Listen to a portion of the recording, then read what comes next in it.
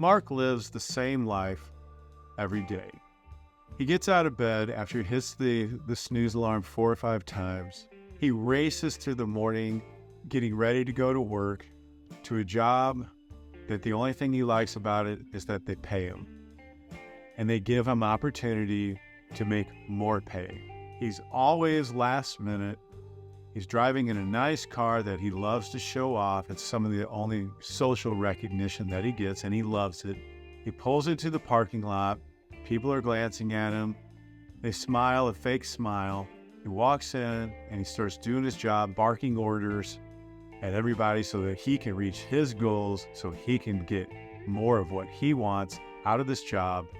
And that's the success he's defined. After work, he quickly puts away all of his things. He kicks off his shoes. He turns on the TV. He gets a glass of wine. He lights a cigarette. He smokes a little bit of weed. He veggies out. And he starts going through Netflix looking for things that are entertaining but not satisfying. Nothing that leads to anything good. And by the end of the night, all he can do is wake up the next morning, hit the snooze alarm 4 or 5 times, and rush to work. And every day, Marc's life was the same as the last day, until one day, he stopped in a coffee shop, and it changed his life. Welcome to the No Bow Tie Show. I'm John No Bow Tie Swoboda, author, musician, and mindset mentor. Get ready to discover your unique edge, tools to conquer doubt, and the power to live with limitless joy. I became very passionate about helping other people live authentic, purposeful lives when I realized how much I wasn't.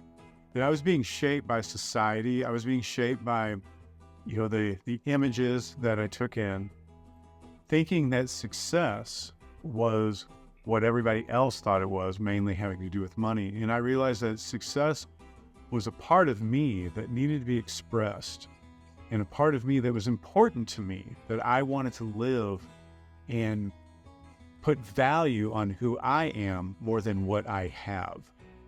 Well, and like a lot of other people, maybe you, for instance, you've learned that success, take money, for example, that money and success are often synonymous. And so the more you have of one, the more you experience the other. And it's really not true. That if society has shaped you to believe in a certain kind of success, you may be overlooking what it really means to you deep down inside and the joy that it can bring you for a long time rather than for the short reward.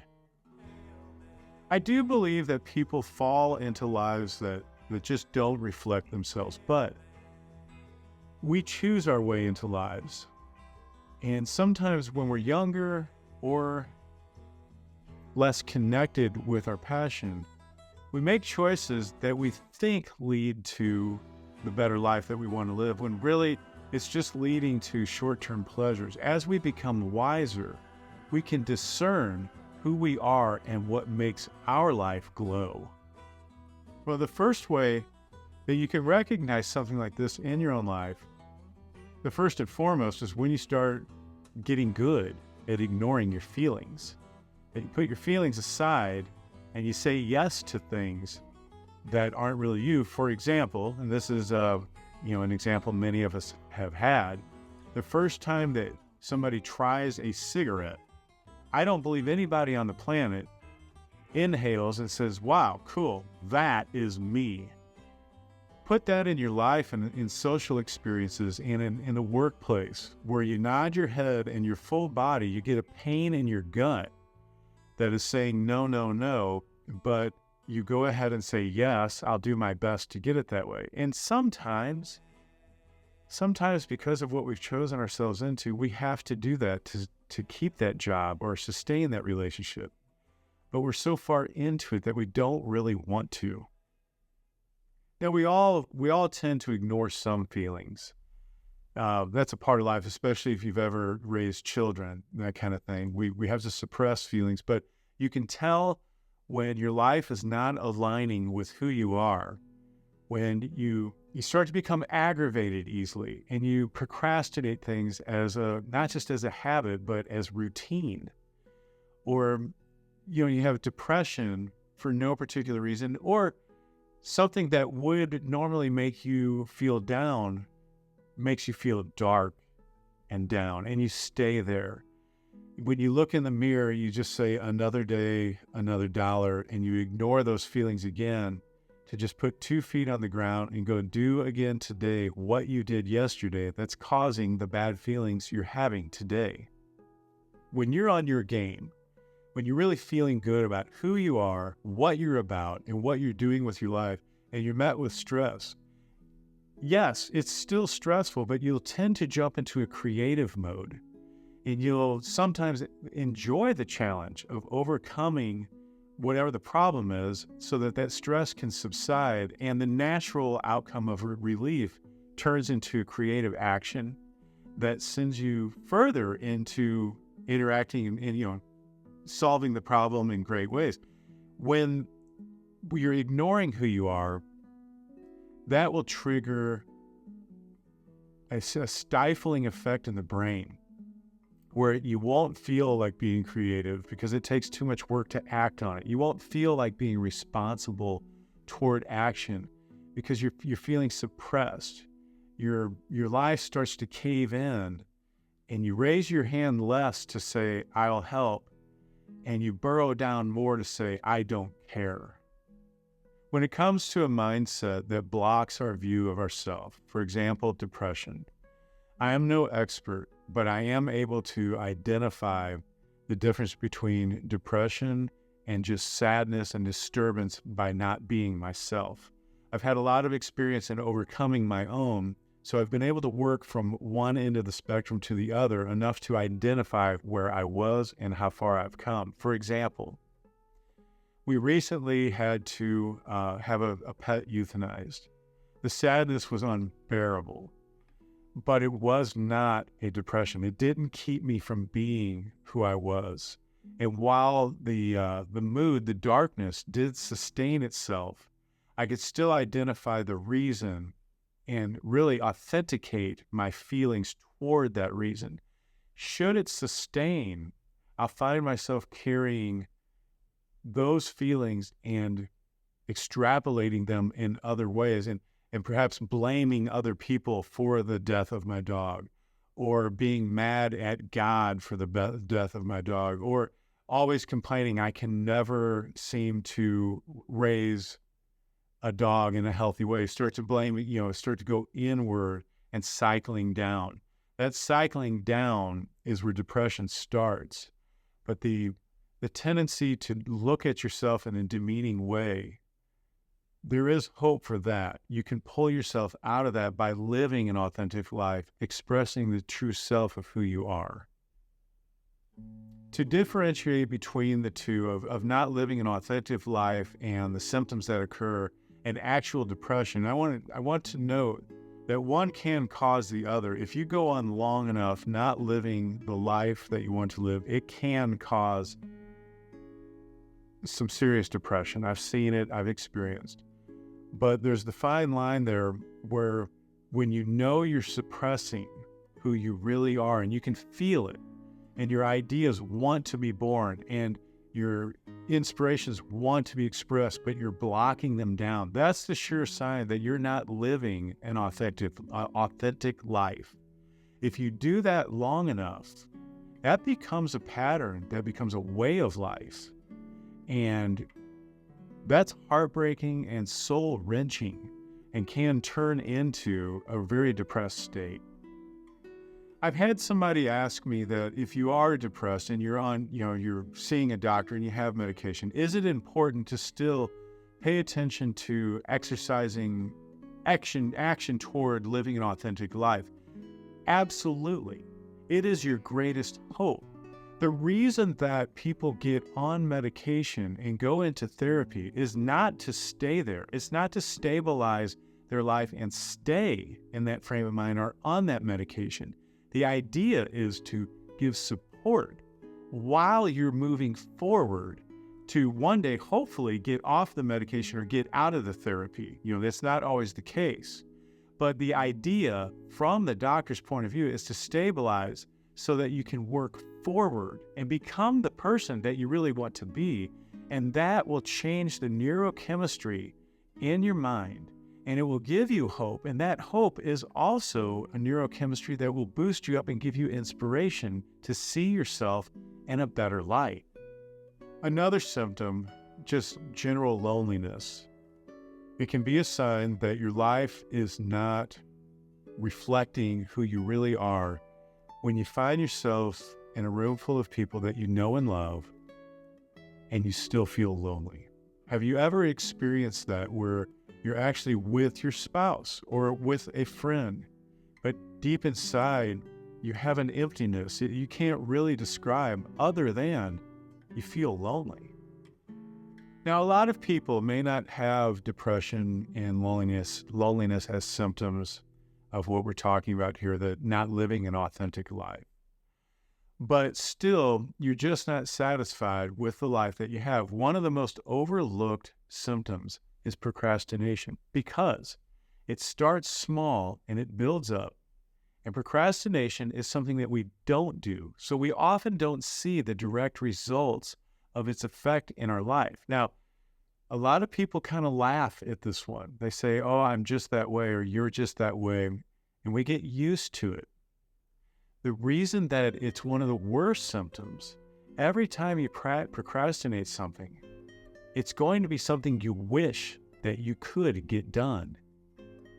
It might be thinking about your future in a dream way, and it might be just doing chores around the house that pertain to something important. If you're procrastinating it, you know that you wish you had it done. A good way to check this is the way that you feel when you go ahead and step up to the plate and you attack that procrastination and you go ahead and get the job done. When you finish, you'll feel a lot better. That's a sign of getting closer to yourself. When that thing you didn't want to do gets done and you know you did your best and you feel better about yourself. Unfortunately, sometimes people are afraid of the responsibility of living the life that they want to live. For example, let's say that you face those procrastinations and you have great success with the things that you worked on to finish them. You have a great success with it, and it looks like, hey, this is going to work. It's scary because now you're responsible for the life that you want to live. And it's easier to just fall back to be the way that you've always been than it is to create this new life that you dream of. Yes, it's hard, but it's hard. It's what you want most in your life. And unfortunately, apathy sets in. And it sets in with both people who have never had a purpose in their life, as much as people who are procrastinating the purpose that they know they have, or that they know that they can build. And the apathy on the first one, it just forms just like stagnant water. And it becomes unavoidable. And sometimes the people don't realize it. And you got to be careful with that, because that can turn into some mild depression that's very demeaning of the energy that it takes to be creative and to be motivated. Now, the other side of it, when you look in terms of somebody who's in motion in their life, but procrastinates the main things that they know that they can act on to make a better tomorrow, the apathy can kick in because they're not succeeding in the things that makes their own life tickle, the things that excites them to move forward a little bit. And when you don't have that excitement, even the small bits, if you don't have that little flame burning that says, this is possible for me, the apathy shows up in just the way of choosing habits that are comfortable instead of choosing actions that are effective. A lot of times people will argue with me. A friend, for example, was talked to me just the other day that comfort zones are not a bad thing. He said that he loves to soak in his comfort zones as much as possible, and he can't wait to get into them. In the way that his best place to live is out in his backyard. And he said there's nothing wrong with that if it makes him happy. And I have to agree, there's nothing wrong with those comfort zones. I have them too, and I choose them wisely. when I find myself soaking in them to avoid life, to avoid what I'm ambitious about, my ambition's going to die. My inspirations are going to be less and less. I'm not going to be able to really grasp the possibility of happiness I could have in my own life above just everyday routines and rituals. On the other end, we often get excited with urgency. We all do, and I do it myself, especially when the urgency turns into a success. And it's very easy to get addictive because of that dopamine splash and the serotonin that makes us feel good about ourselves, about the accomplishment, to the point that we can procrastinate so that something becomes urgent and exciting. Now, this can become a problem because when your way of life is based on urgency, you're not going to be able to dig deep into the creativity that makes your life sustain itself in the way that you really desire. Sometimes people get so addicted to the urgency that they just make sure that their life stays urgent. And they don't realize that they're avoiding their true self because solving the urgencies always makes that person feel important. The problem comes when the deeper ideas are not being addressed. There is an illusion that if you don't define the purpose of your life, that you're going to have a great dissatisfaction about your life. It's really a little at a time. I recently put out a video with a reference to that purpose is like snowflakes. That when it snows, flakes cover the ground one at a time, a little at a time, until it is completely covered and you have this beautiful view of purity, and in this case, of purpose of yourself. So it's not so much that if you don't sit down and define what your purpose in life is, that you're going to fall into dissatisfaction. But if you avoid it by procrastinating, if you avoid it by staying in the comfort zone routines, you're not going to let those snowflakes fall one at a time to build any measure of yourself in the future. You're not going to be able to have the vision. In other words, it's the small things that you do on a regular basis, on a constant basis, that are going to help bring the purpose to you. And you won't necessarily define it as much as detect it. I don't necessarily think that if you have these symptoms that you're avoiding life, that you're avoiding who you want to become. But I am saying when these symptoms compile, you're going to be more apt to avoidance. Matter of fact, the bigger the compilation, the more obvious it's going to become that your energy, your time and energy and motivation is just burrowing through who you're not and the life you're not wanting to live. For example, if you procrastinate a little bit, that's quite normal. If you do it a lot to the point that it creates urgency, and you start to enjoy that urgency, and you see that, hey, I can procrastinate as much as I want because I can get the job done later on. All of the energy is not going toward your purpose in life. Wouldn't it be easier to just plan ahead, think about what it's leading to, and make that happen in favor of yourself? And of all these symptoms, the procrastination, the loneliness, the depression, the act of living with a sense of urgency, if that all distorts the purpose of life, the goal, then what is the goal of life? And the goal of life is to be able to express who you really are during the time that you're here. And all of those symptoms, they do block that. Procrastination again, for example, when you're not doing the things that are most important to you because they're hard to do, you're blocking the view you have of yourself. And what could be better in life than to have the true expression of yourself lived? I want to return to the story of Marc and how stopping at that coffee shop changed his life. He kept going back because he observed there was one guy that was working there, and he saw him every time he was there, the guy was working, but he worked differently. The guy worked in a very caring manner. He looked people in the eyes with a smile, and he really, really wanted to solve their problem, not just give them coffee. And the problem that he was going to solve, he wanted to take the world off of their shoulders while they were in that shop and give them a better experience in life while they were in that place. He would talk to them with radiant eyes and a smile. He knew their names. If he didn't know their names, he would ask them questions in ways that he knew that he would never forget who they were. These people were very attracted to the man and the way that they knew his name.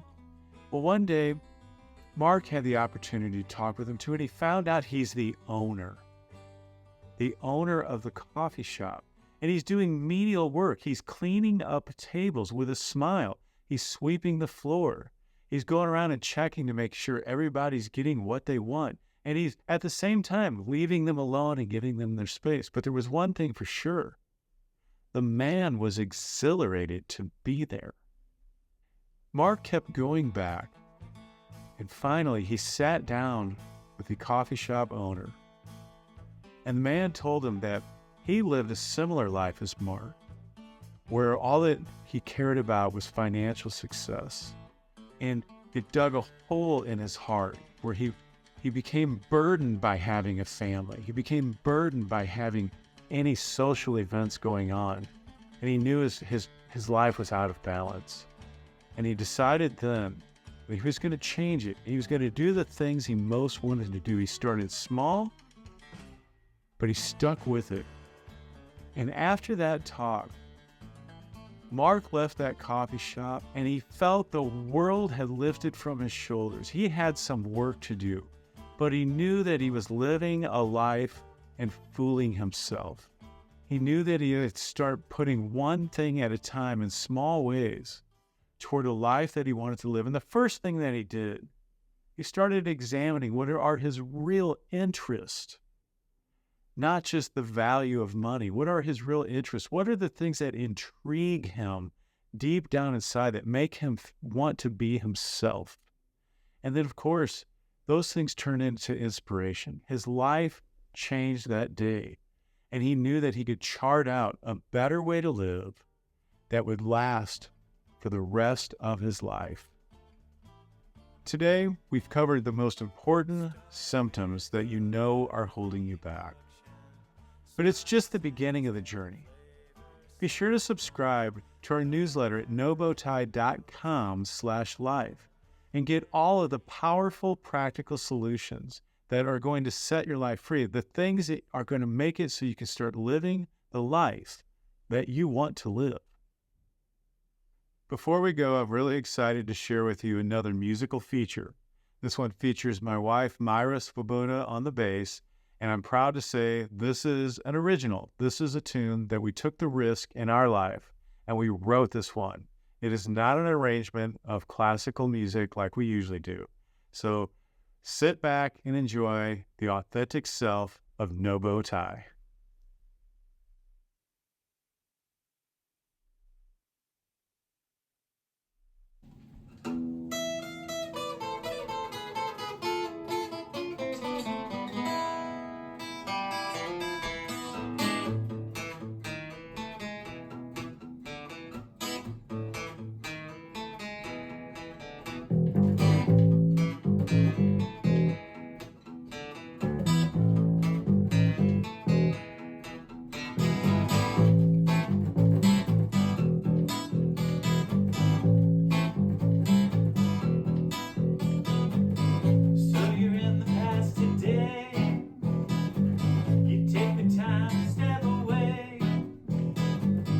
Although your heart was torn, it's a gift that you were born. But every time you close your eyes and see the sunshine in your mind, there's hope in your thinking. In your thinking. Goodbye to darkness, there's no end.